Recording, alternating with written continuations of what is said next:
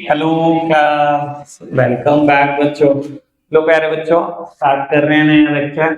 बेटा आज past year questions करने हैं। पिछले 13 ईयर में आए हुए स्टाफिंग के क्वेश्चन कर रहे हैं सर, ये बहुत सारे हैं, ठीक है ना। लेकिन आपको बता देता हूँ बेटा, 2015 तक तो जो केस स्टडीज बच्चे बोला करते थे वो केस स्टडी के नाम पर दब्बा थी, ठीक है ना। काफी क्वेश्चन आप देखोगे बहुत ज्यादा डायरेक्ट है, तो मैंने उनको टिक ही नहीं किया कि हमने करने हैं। अब डायरेक्ट डायरेक्ट पूछ रहेगा, write a short note on casual caller direct recruitment, तो मैं क्या उसको थोड़ी टिक करूंगा, ठीक है ना। तो मैंने उन क्वेश्चंस को टिक किया जो ठीक ठाक हैं, ठीक है ना। स्टार्ट करते हैं, देखते हैं आप कितने अच्छे से कर पाते हो। वैसे मेरे को सच बात यह है, एक आध क्वेश्चन के अलावा कोई भी मुश्किल क्वेश्चन लगाइए, एक आध क्वेश्चन होगा पूरे उस टॉपिक में, उसके अलावा कुछ मुश्किल नहीं है, ठीक है जी। बाकी देखते हैं बेटा आपको क्या लगता है। चलो जी बाबू, आंसर आपने बताना है। शायद पिक्चर देख के ही समझ में आ जाए, शायद ये वर्ड देख के ही समझ में आ जाए।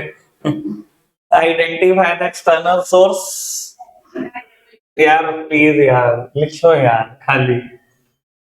ये देखो, मैंने भी कुछ ऐसा बोला था, अगर आपको वैसे थोड़ा ध्यान हो मेरी बातें। आंसर इज डायरेक्ट रिक्रूटमेंट, ठीक है ना जी। चलो खैर, अब बोलना मत। अब एक तो बोल ही दिया था तुमने, बोलना मत। ये बहुत बढ़िया क्वेश्चन, बहुत ज्यादा बढ़िया। बिल्कुल चुप रहेंगे सारे और चुपचाप से क्वेश्चन अटेम्प्ट करें। मैं कुछ नहीं पढ़ूंगा बेटा, पढ़ोगे भी आप भी।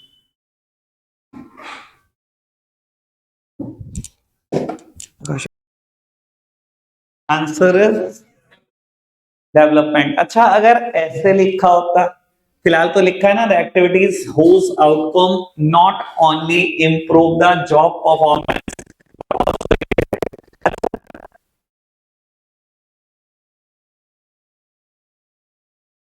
जॉब परफॉर्मेंस तो ट्रेनिंग,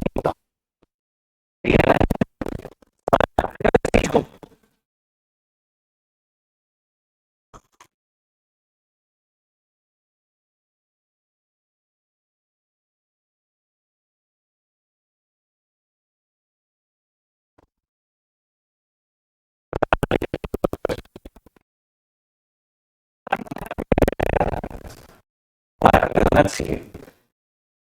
कुछ है कैंपस में कॉलेज में देखते हैं मेरा और कुछ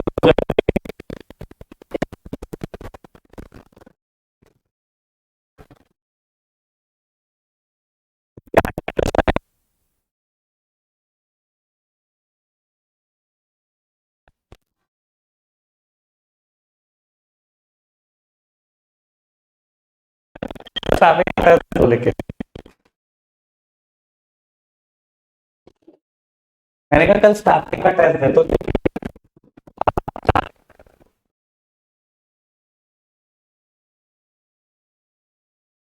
टेस्ट लेता हूँ, मतलब मेरे को बेटर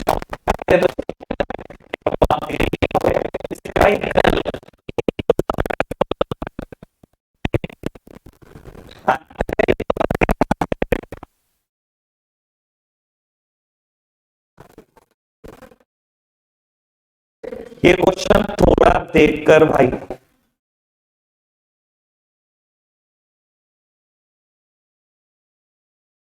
देखकर करना भाई ये क्वेश्चन। नहीं देखिए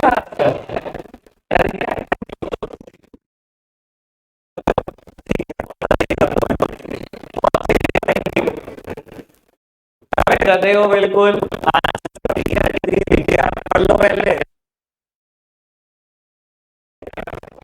अच्छा ठीक है, देखिए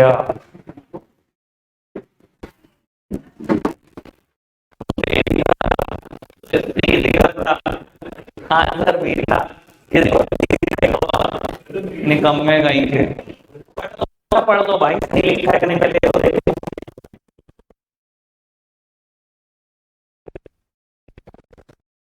सही लिखते हैं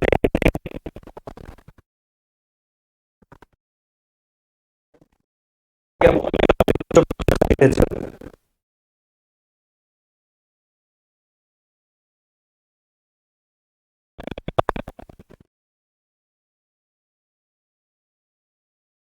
मेरी डॉट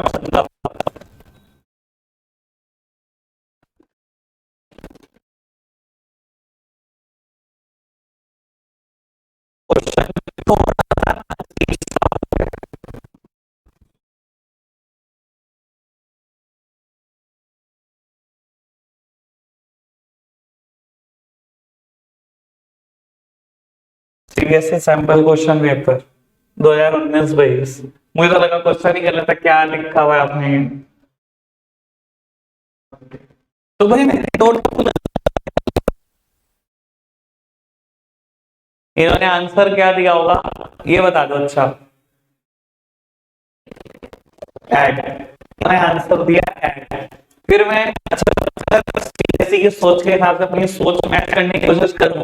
भाई मुझे भी बता दो कितने वो वर्कर ऐसे होते हैं जो पढ़े लिखे होते हैं, जो न्यूज़पेपर पढ़ते हैं, अप्लाई कैसे करेंगे।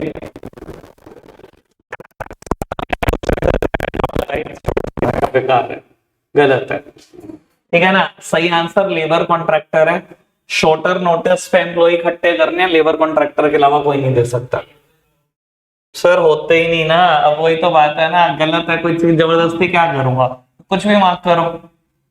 क्योंकि एनसीईआरटी तो सिर्फ एक ही बात कहती है, शॉर्टर नोटिस पे एम्प्लॉय सिर्फ एक ही तरीके से आ सकता है, वो लेबर कॉन्ट्रैक्टर।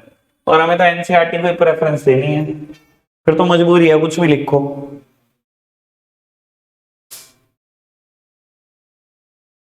ये बहुत बढ़िया क्वेश्चन लगा मेरे को, 1 मार्क के हिसाब से ठीक है। ऐसा क्वेश्चन कहीं और नहीं था बस।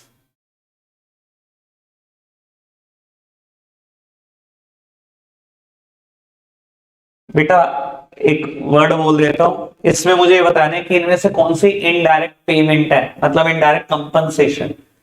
मैं हिंदी में वर्ड बोला करता था, मैं कहता था कोई कहीं नहीं लिखता इस चीज को, पर मैं बोलता हूं जो या तो आज मिले या कैश मिले, वो सॉरी आज मिले और कैश मिले, दोनों कंडीशन साथ साथ सेटिस्फाई हो, वो डायरेक्ट पेमेंट है। और इनडायरेक्ट क्या होती है, जो या तो आज नहीं मिल रही या बेटा कैश नहीं मिल रही।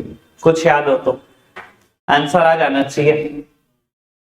Answer answer A. और मैंने बेटा एबीसी की केस स्टडी है, कल हमने जो फर्स्ट केस स्टडी करी थी वो ये थी। ठीक है ना, मैंने एपीसी लिखा छोड़ दिया, नहीं ये ऐसे ही है। प्लम्बर की दी जाने वाली ट्रेनिंग डायरेक्टली था तो कुछ नहीं था, ये कल एपीसी से करी थी केस स्टडी सेम। अगर आप देख रहे हो ना मैं क्या छोड़ रहा हूं तो आपको पता लग रहा होगा, वो बिल्कुल डायरेक्ट क्वेश्चन है बेटा, जिसमें मेरा कोई इंटरेस्ट नहीं है कराने में। ठीक है ना, हाँ ये क्वेश्चन एक बढ़िया था, इसका आंसर भी मैं ही रीड कराना चाहता हूं। ठीक है ना, बहुत पुराने टाइम में डायरेक्ट क्वेश्चन ऐसे ही आया करते थे, how is staffing a continuous process state. इन्होंने आंसर बड़ा इजी लैंग्वेज में अच्छा लिखा था, मैंने कहा चलो एक बार बच्चों को पढ़ाऊंगा जरूर। स्टाफिंग क्यों कॉन्टिन्यूस है, पढ़ना जरा।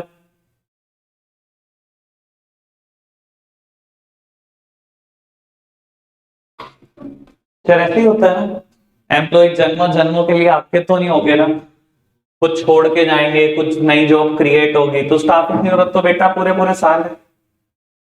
ठीक है ना जी, ठीक है सिंपल, इससे अच्छी लैंग्वेज और क्या ही हो सकती है।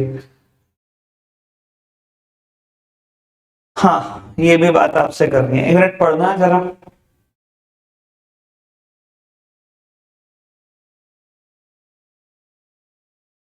बेटा एक दो तीन बार ना ये क्वेश्चन भी आया हुआ है पेपर में, ह्यूमन रिसोर्स मैनेजर के फंक्शन बता दो, या ह्यूमन रिसोर्स मैनेजर की ड्यूटीज बता दो, या रिस्पॉन्सिबिलिटीज बता दो, कुछ भी आ जाए, एक ही बात लिखनी है तीनों के तीनों में। अब ये आपसे यही पूछ रखा है, एचआरएम के फंक्शन, ह्यूमन रिसोर्स मैनेजर के फंक्शन। सर जैसे कि उसका खुद का नाम है, ह्यूमन रिसोर्सेज से वो डील करता है। ह्यूमन रिसोर्सेज क्या होते हैं, एम्प्लॉय से डील करता है। स्टाफिंग में आपने जो कुछ पढ़ा है, जो कुछ, सब एक ही आदमी की रिस्पॉन्सिबिलिटी होती है, वो एचआरएम की है।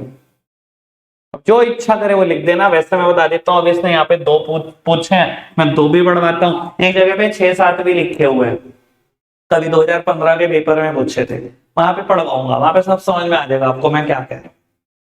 इसलिए मैंने कभी अलग से नहीं लिखवाया आपको, और आपको बताता हूँ नोट्स में लिख लेना, जब वो 5-7 पढ़वाऊंगा ना, वहां से कॉपी कर देना, वैसे तो आपको याद रहेंगे, बताने की जरूरत नहीं पड़ेगी दोबारा। ठीक है जी।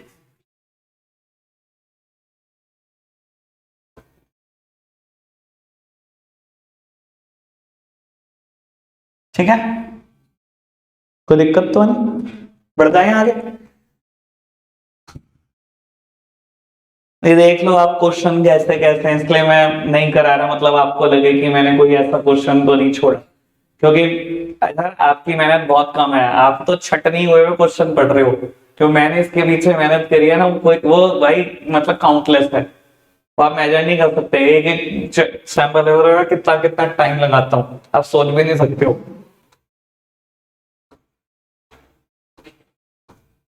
ये बिल्कुल डायरेक्ट डायरेक्ट क्वेश्चन है।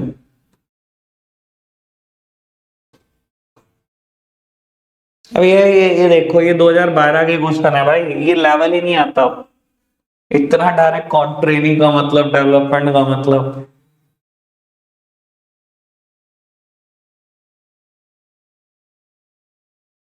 बाबू, ये एपीसी की ही केस स्टडी है, कल आपने पढ़ी होगी, ठीक है ना, बस उसमें नाम बदल दिया है, इस वजह से मैंने कहा एक बार दोबारा पढ़ लो, एक बार ढंग से देख लो इसको, कल एपीसी की केस स्टडी भी पढ़ी थी आपने।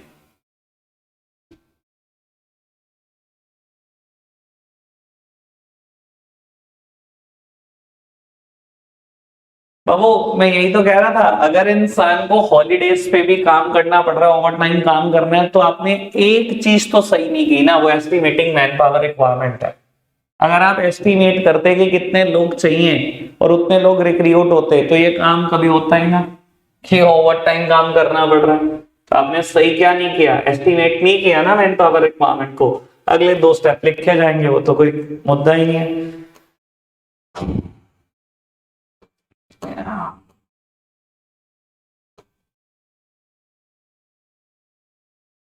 पढ़ना चाहिए, बस ये स्किल एंड एबिलिटी दिखना चाहिए, बस कहानी खत्म हो चुकी होती है ऑलमोस्ट, है ना। अगर आपको याद हो, कितनी केस स्टडी आप देख चुके होंगे, स्किल और एबिलिटी, नीचे आंसर ट्रेनिंग डेवलपमेंट के एडवांटेज, और कुछ नहीं होता। ठीक है ना जी। ऐसी बहुत सारी थी, मैंने ना 1-2 पे टिक किया, मैंने सब छोड़ दिया, मैंने कहा कितनी कराऊंगा स्किल एबिलिटी दिखाता रहो बच्चों को। ठीक है जी डन।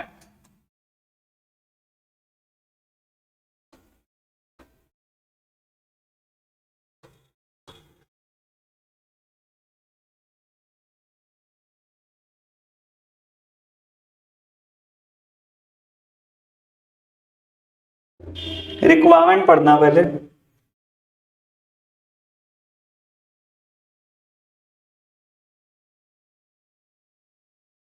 केस तो नहीं पढ़ोगे ना,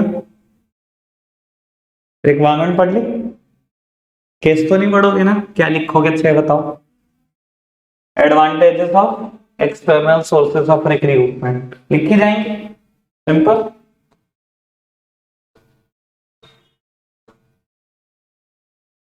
बहुत अच्छा लगता है यार, बहुत ज्यादा अच्छा। वही हेडिंग जो मैं बनाता हूँ, वही हेडिंग ये भी बना देते हैं, ये बाय चांस होगा यार। मैंने नोट्स बनाए कब, 2011-12 में, और मुझे तो पता नहीं भाई, ये सैंपल पेपर आना शुरू हुआ 3 साल पहले। वही हेडिंग है सेम, देखो मतलब मजाक होती है।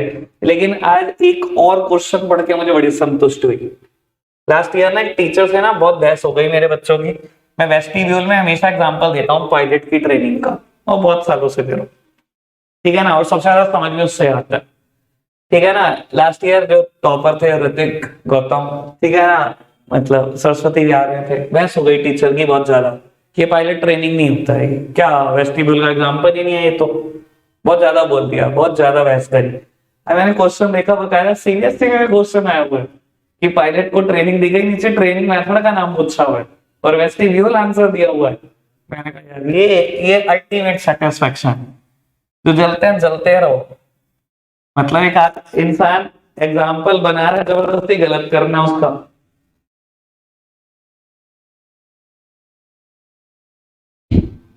ये फेक क्लिक नहीं हुई सही, चलो खैर, पढ़ना बेटा, पढ़ लो, नहीं मैंने तो आंसर ही वो कर दिया। पढ़ना है बेटा एक बार।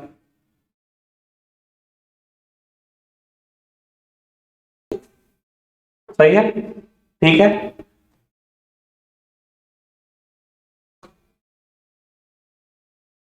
चलो पढ़ना एक बार क्या है।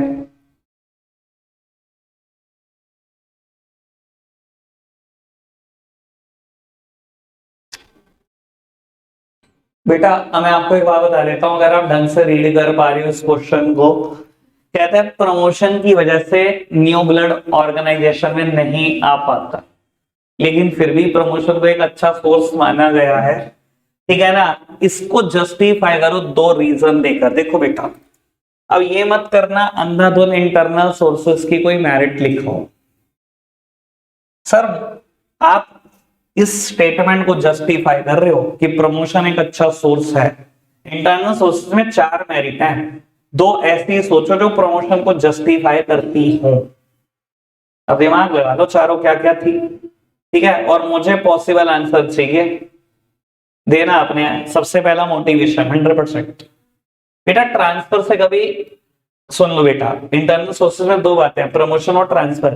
ट्रांसफर से कभी मोटिवेशन नहीं होता, हमेशा motivation is the merit of promotion, क्योंकि एक प्रमोशन नहीं होगा अगर प्रमोशन हुआ। Promotion leads to the chain of promotion in the organisation. अगर याद हो तो आपको मैं हमेशा बोलता था, सीईओ की पोस्ट खाली हो गई, मिडिल लेवल पे फाइनेंस मैनेजर, आपने उसे सीईओ बना दिया, अब फाइनेंस मैनेजर की पोस्ट खाली हो गई। आपने एक सुपरवाइजर को फाइनेंस मैनेजर बना दिया, अब सुपरवाइजर की पोस्ट खाली हो गई। एक वर्कर को सुपरवाइजर बना दिया, वर्कर की पोस्ट खाली हो गई। वर्कर बाहर से उठा लो, वर्कर तो बहुत मिल जाएंगे। तो खाली एक प्रमोशन नहीं होगा, promotion leads to the chain of promotion in the organisation. एक सिंगल प्रमोशन नहीं बेटा, चेन ऑफ प्रमोशन होते हैं, और मोटिवेशन तो है। और बेटा आफ्टर ऑल मोटिवेशन क्यों ना हो, एक इंसान के पे पैकेजेस बढ़ गए, उसकी पावर बढ़ गई, उसकी रिस्पॉन्सिबिलिटी बढ़ गई, फैसिलिटी बढ़ गई, कैसे नहीं होगा भाई मोटिवेशन। एक तो ये जस्टिफाई कर दिया आपने, प्रमोशन अच्छा सोर्स है मोटिवेशन से। एक और है, ये भी हो सकता है, सिंपल एंड इकोनॉमिकल भी लिख सकते हो, no need of induction training भी लिख सकते हो, बस वो मत लिखा ना optimum utilisation of human resource. वो जस्टिफाई नहीं करता प्रमोशन को, वो ट्रांसफर को जस्टिफाई करता है।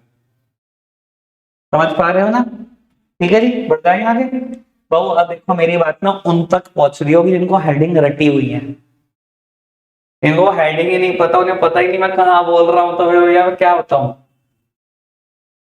ठीक है जी, तो थोड़ा सा एफर्ट यार घर पे भी करो।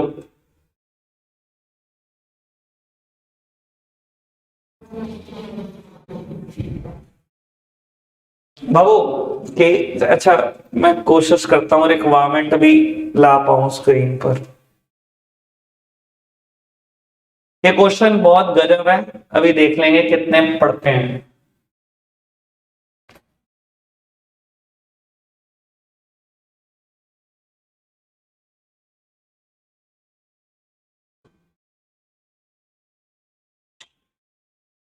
ये नहीं है वो, ये डायरेक्ट क्वेश्चन ही हो गया। लास्ट वन पढ़ना,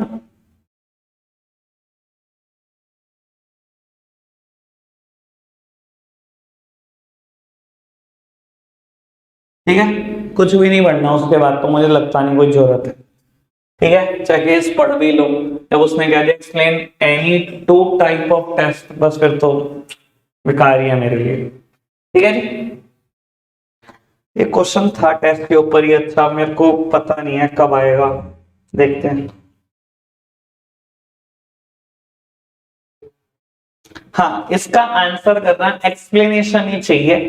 अपनी नोट बिल्कुल कोई एक भी वर्ड नहीं बोलेगा, अपनी नोटबुक में ना जो इसने पूछा हुआ है वो लिख दो, बस हेडिंग हेडिंग, एक्सप्लेनेशन ही चाहिए, बस लिख दो और चुपचाप बैठ जाओ। मैं अभी चेक कर लूंगा सबकी कॉपीज कौन क्या करता है, कॉपीज दिखा देना इसके बाद, ठीक है। 30 सेकंड शुरू हो रहे हैं अब आपके।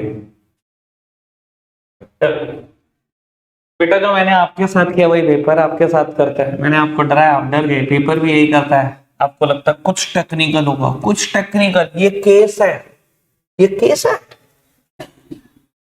अरे वो क्या कह रहा है, कह रहा कौन से ऐसे दो सोर्स जो आप कभी इस्तेमाल नहीं करोगे जब स्टाफ या तो इनसफिशिएंट है या बेटा इनकैपेबल है कि वो फर्दर जा ही नहीं सकता है हायरार्की में, तो अगर प्रमोशन और ट्रांसफर कभी नहीं करोगे। अगर इनसफिशिएंट है स्टाफ, ट्रांसफर कर दोगे आप, पहले इनसफिशिएंट है प्रमोशन कर दोगे, अगर कैपेबल भी नहीं है तो यही दोनों नहीं करोगे, इंटरनल सोर्सेस यूज नहीं करने थे बस। तो डर है इतनी सी बात से, क्या यार विश्वास नहीं होता। मैं ही पढ़ाता हूं तुम्हें।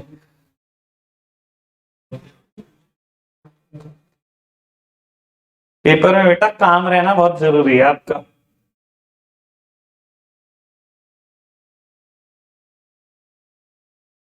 डायरेक्ट क्वेश्चन है, बोल दो पढ़ना।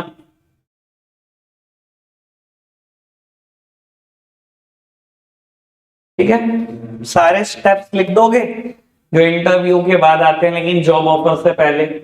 References and background check, selection decision, medical examination.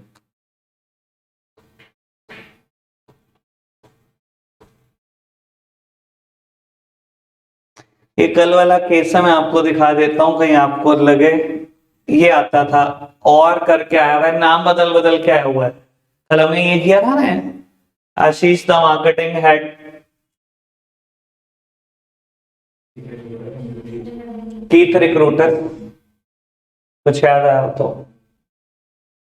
Same case किया था ना, इसलिए मैंने लिख दिया यहाँ पर एक पीछे से कर लिया है, तो भाई इतना ही टाइम पास करेंगे। इतने साल हो गए बेटा, कैसे याद नहीं रहता। केस स्टडी भी याद रहती है, पेज नंबर तक याद रहते हैं, मैंने क्या क्या कहाँ कहाँ लिखा सब याद रहता है, लेकिन क्या ही करना होता है इनका। तुम्हें भी याद रह जाएगा। चलो पढ़ना।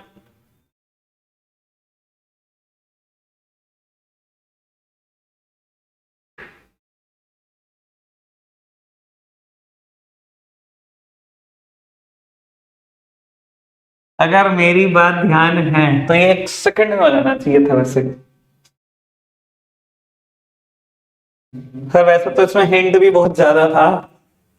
नेम एंड डिफाइन द, कितनी प्रोसेस पड़ी हुई है आपने चैप्टर में? 2 है, स्टाफिंग और सिलेक्शन, 2 के प्रोसेस पड़े हुए ना। अब आप केस पढ़ लो, आपको 1 सेकंड में आंसर मिलना चाहिए। आंसर क्या है बेटा? सिलेक्शन है बाबू, उसने यही तो बोला है आपको, जहां कैंडिडेट हर स्टेज पे एलिमिनेट होते हो। और मैंने भी शायद एग्जांपल यही दिया था कि 20 अकाउंटेंट ने अप्लाई करा, प्रीलिमिनरी स्क्रीनिंग 5 ने पूरी नहीं करी, 5 बार। एम्प्लॉयमेंट टेस्ट कितनों से कंडक्ट होगा? 15 से। 8 लोग टेस्ट क्लियर नहीं कर पाए, मैं बोल भी यही रहा था। 8 लोग टेस्ट क्लियर नहीं कर पाए, इंटरव्यू कितने का होगा? 7 का होगा, अगर याद हो तो।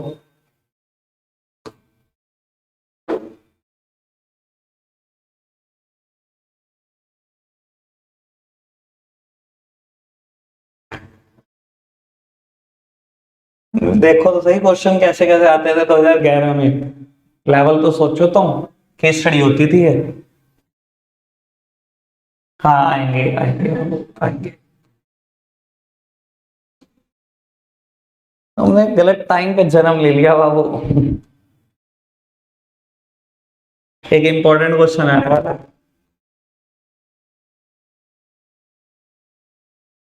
मुझे समझ में आ गया कौन सा है ये।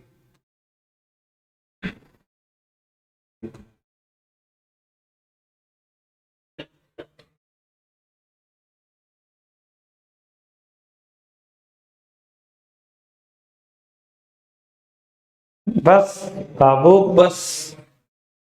हाँ एक नहीं, पढ़ो।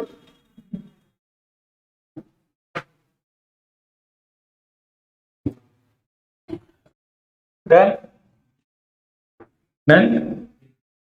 चलो 1 सेकंड और दिया।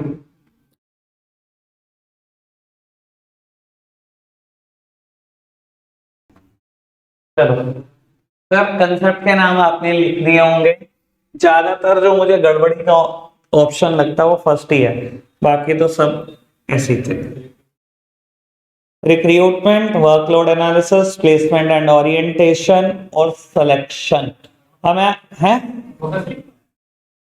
प्रोसेस लिखा हुआ है या प्रोसेस का मतलब उसने तेरे से किसी चीज का प्रोसेस नहीं पूछा, process of finding possible candidate for the job, वो रिक्रूटमेंट ही होता है। प्रोसेस का मतलब यहाँ पर उस क्रोनोलॉजिकल सीक्वेंस से नहीं है। एक चीज और है, हाँ ओरिएंटेशन ही होना चाहिए, ओरिएंटेशन ही होना चाहिए। एक चीज और जो मैं आपको भी क्लियर करना चाहता हूँ, आराम से सुन लो बेटा। ज्यादातर बच्चे कई बार ना इसको सिलेक्शन सोचते हैं बेटा, वो process of finding possible candidate नहीं होता। सिलेक्शन होता है ना अगर आंसर, तो वो ये होता है बेटा process of finding best candidate. Selection का मतलब होता है बेस्ट कैंडिडेट ढूंढो, पॉसिबल कैंडिडेट मत ढूंढो। थोड़ा सा वर्ड पे भी जाओ। तो मैं सिलेक्शन करूंगा, मैं ये सोचूंगा चलो चलो ये भी कर सकता है काम, ये भी आ जाए, ये भी कर सकता है, नहीं बेस्ट ढूंढूंगा जो इनमें से बेस्ट कर सकता होता। समझ में आ रही है ना बेटा बात जो मैं समझाने की कोशिश कर रहा हूं आपको, ठीक है।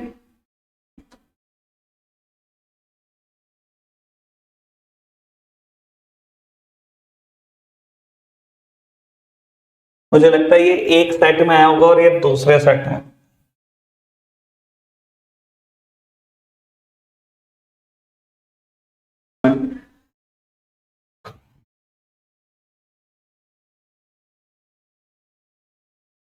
ठीक है ना, मैंने काफी बात क्लियर कर दी है इससे रिलेटेड। अगर अभी भी नहीं सोच पा रहे आप, क्या बोलूं मैं।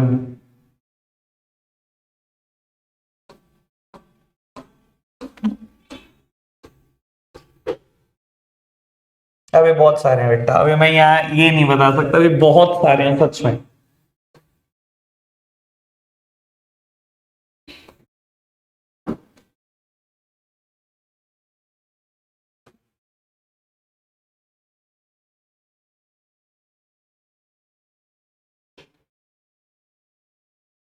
ये बड़ो भाई, ये क्वेश्चन अच्छा है, देखते हैं कितने झेल पाते हैं। सिर्फ नाम लिख देना अपनी नोटबुक में और कुछ नहीं करना, मैं चेक करूंगा।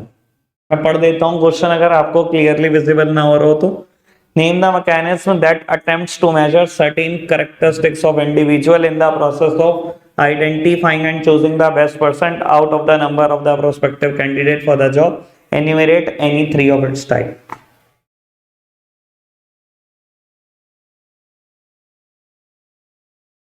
कल एक जगह पे मैंने इसका हिंट दिया था, केस स्टडी में मैं भी याद कराऊंगा मैंने कहा हिंट दिया था।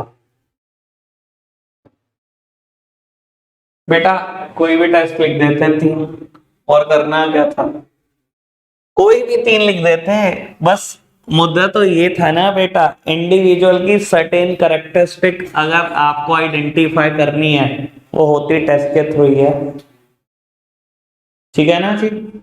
आपको बता देता हूँ, कल एक केस स्टडी आ रही थी बिल्कुल आखिरी में, शायद मैंने 23 केस स्टडी कराई है, 21, 22 या 23, इन तीन केस स्टडी में से कोई केस स्टडी थी जिसमें बी पार्ट ये था कि टेस्ट कंडक्ट करने जरूरी क्यों है। और मैंने कहा था जनरल क्वेश्चन है, आप अपनी मर्जी से लिखो, मैंने कहा आंसर नहीं पढ़ रहा।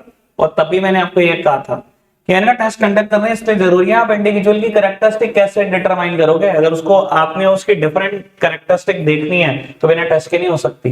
वहां पे भी ये हिंट दिया था मैंने, और आज वो आ गया, देख लो आपके सामने।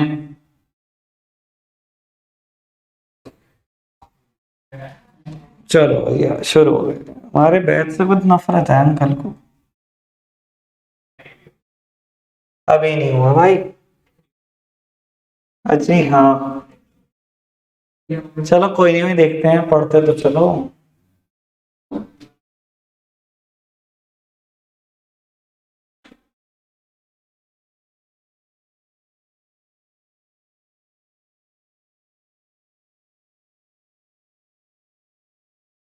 ठीक है सिंपल। अरे बस वही है ना, ट्रेनिंग के कितने बेनिफिट्स दिखाऊं, मतलब बहुत बार आए हुए हैं, मैंने कहा एक आध क्वेश्चन तो दिखाई दो ना कि कैसा आता है दिखने में, बस इससे ज्यादा नहीं मैं दिखा सकता। ट्रेनिंग के ऊपर बहुत सारे क्वेश्चन आए हुए हैं पास्ट ईयर से। पढ़ते हैं आगे, एक दो और देखते हैं फिर वाइंड अप करते हैं भाई। अच्छा लो जी भाई पढ़ो। वेस्टिब्यूल है, 3 केस स्टडी आई हुई है। कल मैं बाय चांस यही बोल रहा था, आज 3 दिख गई साथ ही साथ। पढ़ो भाई एक बार, सारी पढ़ो, सारी पढ़ो, सारी सारी पढ़ो सारी। ये भी केस पढ़ना, हाईटेक मशीन, सोफिस्टिकेटेड मशीन, एक बार सब पढ़ो।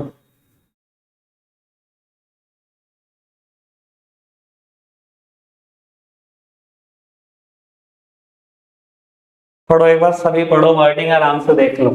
मैंने कल तीनों बताए थे कि कैसे कैसे आती है वेस्टिब्यूल की केस स्टडी।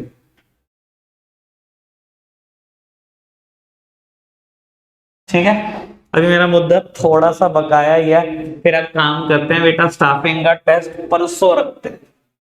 कल मैं थोड़ा सा और एक्सप्लेन कर दो जरा, जो थोड़ा बहुत रह गया, फिर परसों रखते हैं टेस्ट। ठीक है जी, आज के लिए इतना ही रखते हैं प्यारे बच्चों, बाय बाय।